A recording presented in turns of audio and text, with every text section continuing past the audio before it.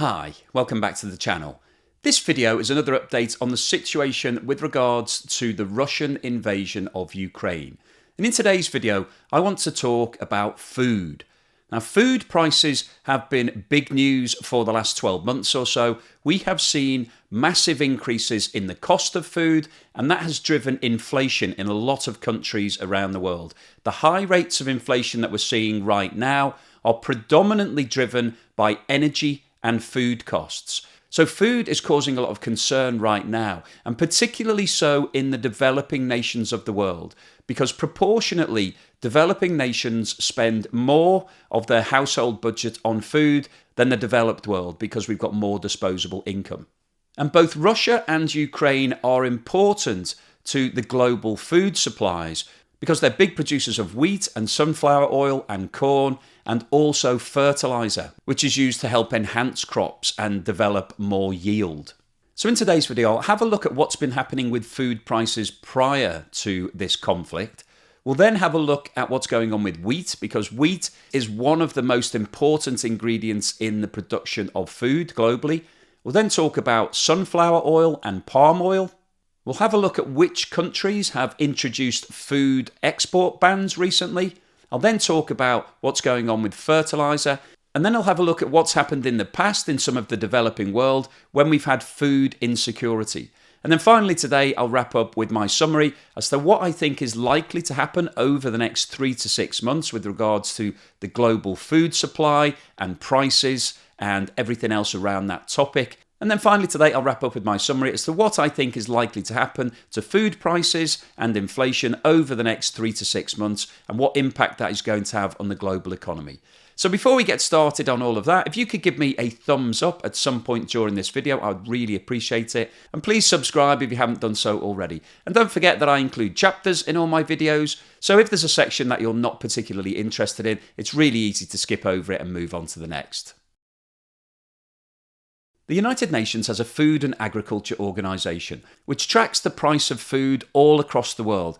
It bases its analysis on a basket of goods and tracks how the prices are moving over time. This table shows the movements in the Global Food Price Index since 2004. If you're not familiar with the way indexes work, the whole concept is basing your prices on a starting point, and that starting point is usually 100. So you then measure how prices move against that original base. So for example, if prices go up by 1%, you would show an index of 101.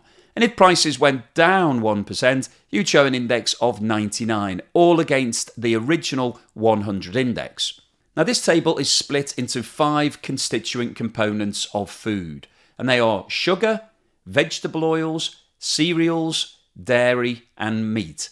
And then the food price index on the far left of this table is the aggregate position. So that's looking at the consolidated position of all 5 of those different parts. So if we look in 2004, the food price index was 65.6. So that means that that price was 34.4 points lower than the original base price. And I don't know when this index was started, but it was obviously sometime prior to 2004. And if we then look at what has happened to food prices, we can see that there was a steady increase in 2005 and 2006. And then when the global financial crisis kicked in 2007-2008, there was a big jump in food prices. So we went from an index of 65.6 in 2004 to 117.5 in 2008.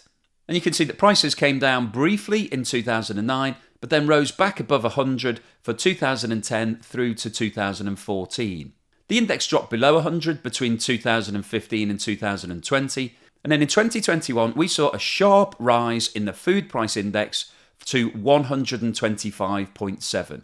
And that was the period when the world came out of lockdown and everybody wanted to get back to normal, but we have had a lot of supply problems. So the problems with the lockdowns is that a lot of things stopped and it's taken time for production to get back towards maximum capacity. So we've had a big increase in demand and a smaller increase in supply, and that has driven food prices up significantly. So if we jump down to the bottom section of this table, You can see we've got monthly figures which show how the index has moved between February 2021 and February 2022, which is shown at the bottom of the table.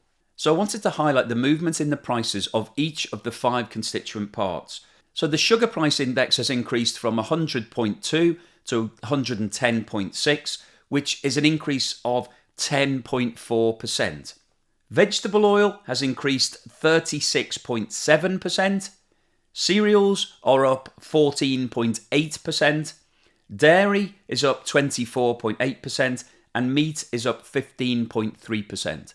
And the total food price index has increased from 116.6% in February 21 to 140.7% in February 22, which represents an increase of just under 21%.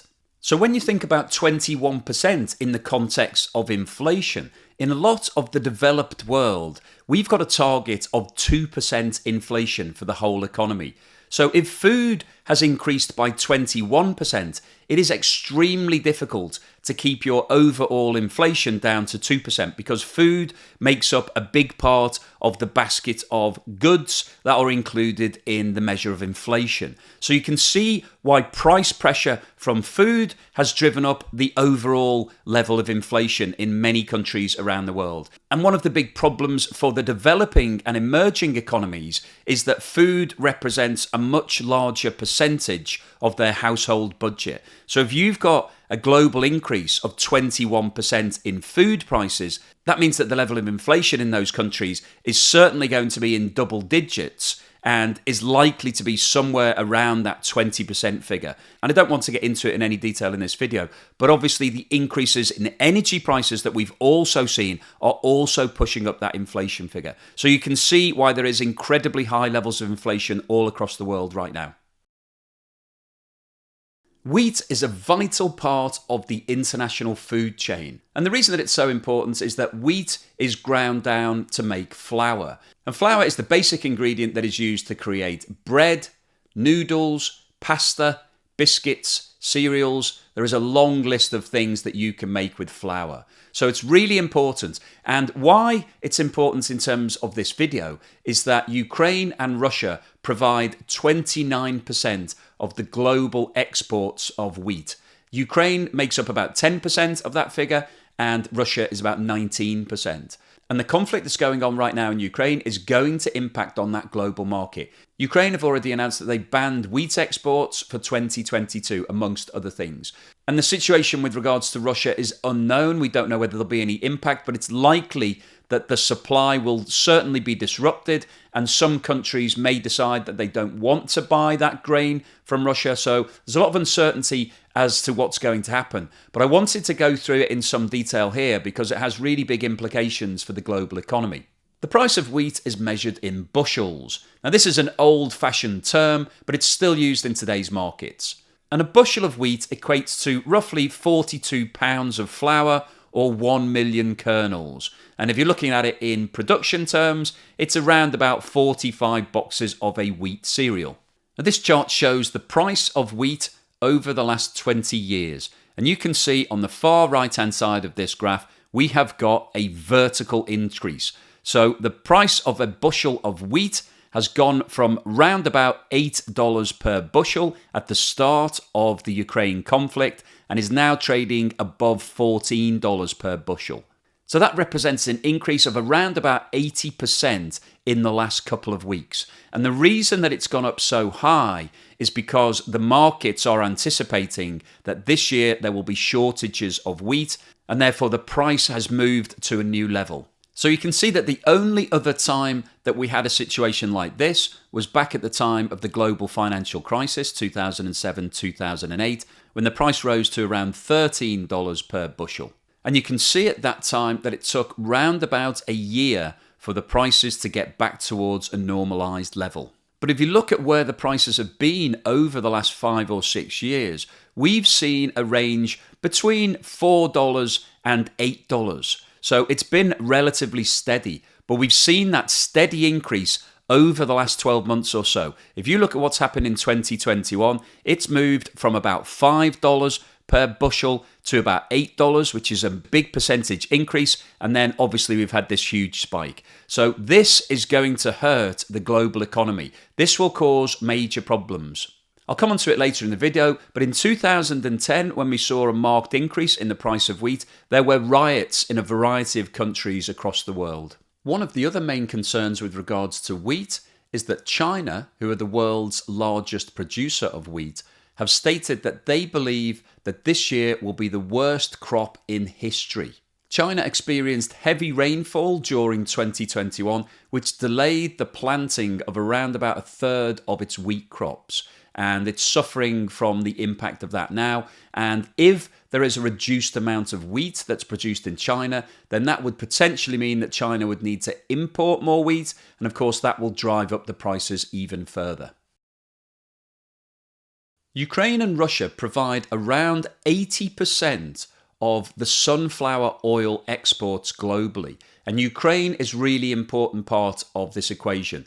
They make up about 46% of the global exports, with Russia making up the balance. Ukraine have recently introduced an export ban on all of its food goods, so those exports are unlikely to take place this year. But we're also seeing major problems right now with regards to the existing orders that Ukraine and Russia have taken.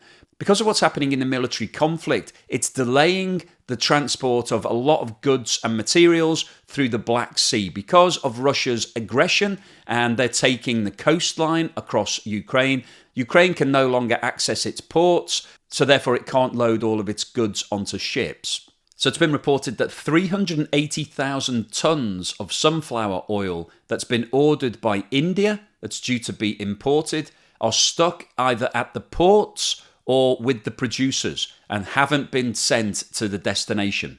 Now, these orders are worth $570 million at the previous prices, but will be worth more now because prices of sunflower oil are starting to rise dramatically. As a result of this, Indian buyers are now replacing sunflower oil with alternatives, and they are predominantly soy oil or palm oil. And of course, the knock-on impact of that will be price increases for those products as well. So if we have a look at this chart, it shows the movement in price of sunflower oil over the last 20 years. And you can see that since we've come out of the pandemic, the price of sunflower oil has jumped dramatically. Now, this graph does not include the impact of the Ukraine crisis. This was taking us up towards the end of February. But what we're seeing now is the world is suddenly realizing that Ukraine, who's the world's largest producer of sunflower oil, will not be able to fulfill its orders. So this graph is going to go vertical. And we're going to see shortages of sunflower oil, and sunflower oil is used across the board. So it's used in cooking, but it's also used as an ingredient. So the lack of supply will mean that everybody then has to source other forms of vegetable oil, and it will just drive up prices even further.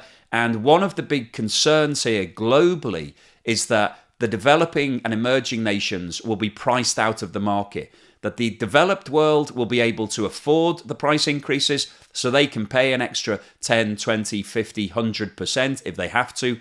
But if you're in a developing nation, you won't be able to do that.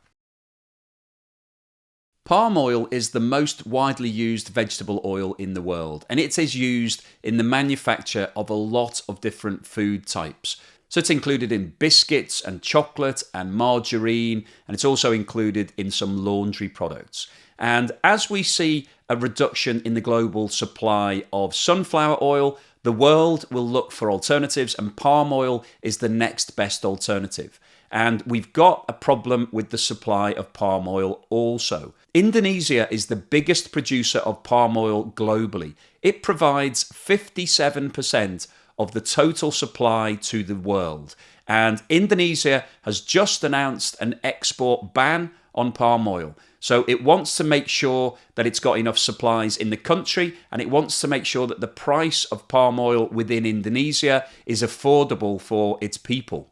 So the government has just advised that all companies that export palm oil have to now divert 30% of those planned exports back into the home market for the next 6 months. And as you would expect, the double whammy impact of the Ukraine crisis causing shortages of sunflower oil and Indonesia announcing that it's restricting its exports have led to a jump in the price of palm oil. So you can see that at the start of 2022, palm oil was trading for around about $4,500, and it is now above $7,000. So that represents an increase of more than 50% over the last couple of months. And it's likely that those prices will continue rising because it's not easy to fix supply problems in the food chain, because it takes time to grow the plants and to harvest everything and then to have the finished product shipped around the world. So this isn't something that will be fixed within the next 2 to 3 months. This is likely to last throughout the whole of 2022.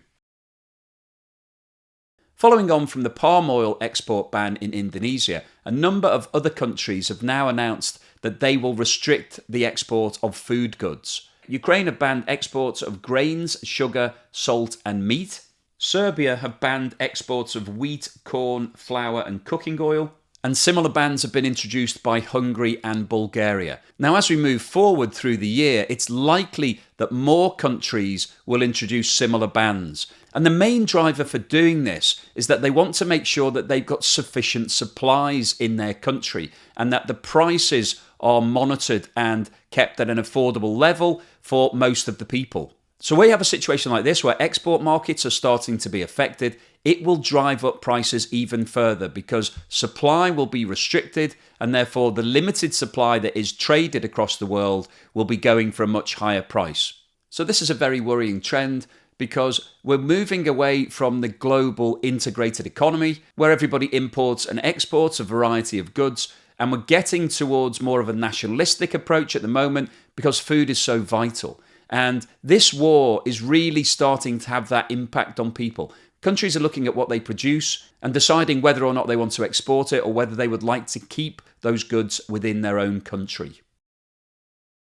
Now, the implications of the increases in prices are really quite concerning. If we look at this chart, it shows the percentage of consumer expenditure spent on food consumed at home. So this excludes eating out and at restaurants. This is basic food that you would buy, store in your fridge and eat with your family. And you can see that the developed world spends less than 10% of its consumer expenditure on food. And the USA is top of the chart, spending 6.4%. So what that is showing us is that there is a lot of disposable income in the USA and these other countries on the chart. So people can afford an increase in prices. So if the price of food rises by 10, 15, 20%, in relative terms, it won't have that big an impact. Even if we saw a 20% increase, on the basis of this 6.4% in the USA, that would only equate to around about 1.5% increase. So the percentage spent on food would increase to something like 8%, which is still affordable for most families. When you look at the other end of the spectrum, you can see the problem. So in a lot of these developing countries, people are spending over 40% of their total consumer expenditure on food, on basic items. So a 20% increase for these countries is really quite a problem because there is very little disposable income. People don't have any more money, and therefore if they're having to spend more on food, it means that they're having to make choices and not spend it on something else that might be vital to them also. So this is why the current situation is so concerning, and why the World Bank and the IMF have said that they believe that there is going to be a global food crisis in 2022. And the other thing to note with regards to this chart is that things like wheat and flour are very important to some of these nations. And now that we're seeing huge increases in the price of wheat, it's going to be disproportionately disadvantageous to these countries because that's what they're relying upon for the majority of their meals. And if we look back in history, there has been a lot of civil unrest caused by food insecurity. In 2010, the increase in food prices caused riots and uprising to start in Tunisia, and they spread to Libya, Egypt, Yemen, Syria and Bahrain. And similarly in 2007-2008, there were riots in more than 40 countries due to food price increases. So there's a very real possibility that as we see food prices increase dramatically during 2022, it could cause civil unrest and rioting and more conflict. Fertiliser is a vital ingredient in terms of food production. It's used to add nutrients to soil and helps improve the yield of a crop. And Russia is one of the biggest suppliers of fertiliser globally. In 2021, it provided around about 13% of all the global supplies of fertiliser. But in Europe, it provided about 25%. And there are two main issues of concern here. The first is that natural gas is a key ingredient in the production of fertiliser. And what we've seen over the last few weeks is that the price of natural gas has started to increase dramatically. And that will feed directly into fertiliser prices. The other area of concern is obviously whether or not people will still want to deal with Russia and take Russian fertiliser. If there is a ban introduced or countries decide to not buy Russian-based fertiliser, then that will drive up the price of fertiliser from all the other countries around the world. So the combination of those two factors mean that the price of fertiliser is rising dramatically. And the problem we've got here is that the developed world can cope with those increases in prices, but the developing and emerging economies cannot.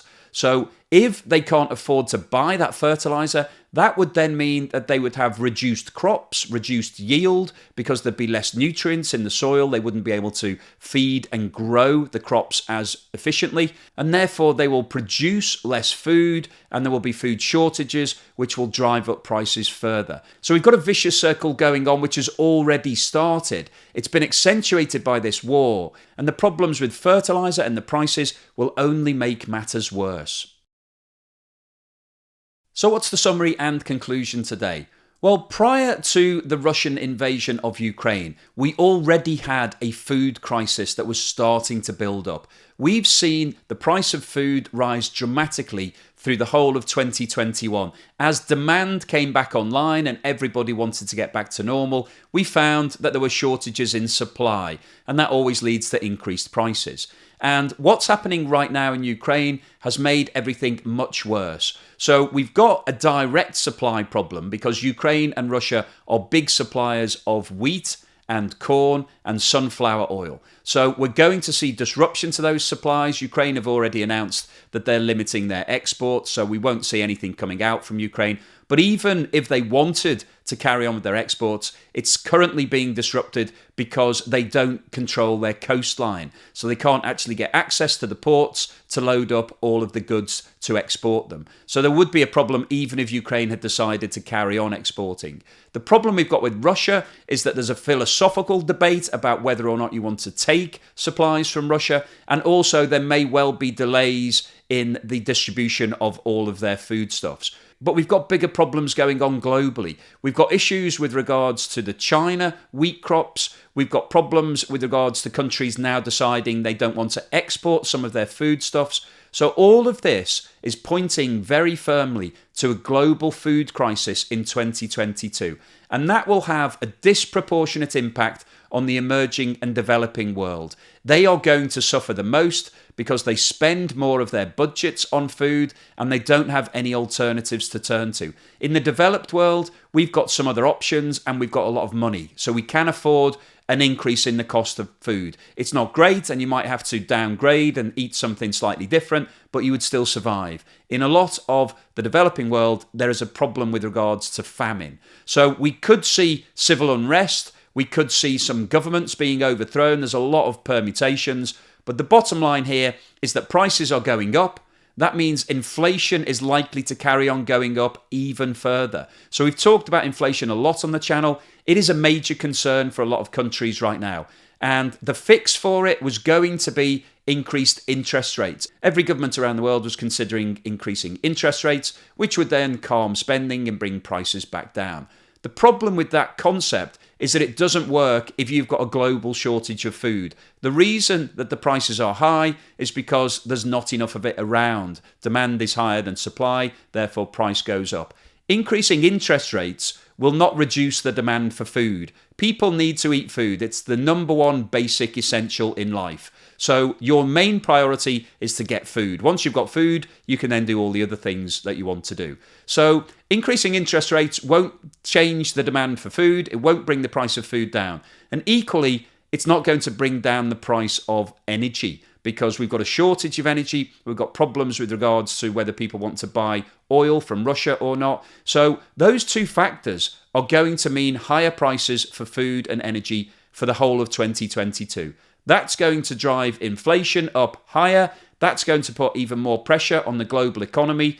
And I think it looks like we're getting to a situation where there's no easy fix for this. There's no way of solving this problem, especially while the conflict in Ukraine continues. So unfortunately, I think the bottom line is that we're going to see more and more pressure put on the global economy, and at some point it will hit breaking point. And it's very possible that in 2022 we could see a recession, and it could be a major recession. It could be equivalent to what we saw in 2008 when we had the global financial crisis. Anyway, I'll keep you posted on any further news, developments, and interesting stories that I come across. Hopefully you've enjoyed the content in this video today. Maybe not the actual detail, but the structure and the way that I've presented it. If you did like what I've said, then please give me a thumbs up. And don't forget to subscribe if you haven't done so already. And if you have time and the inclination, have a look at the link below for my Patreon page, because I'm trying to create more content and it would be really helpful if I could get some more supporters.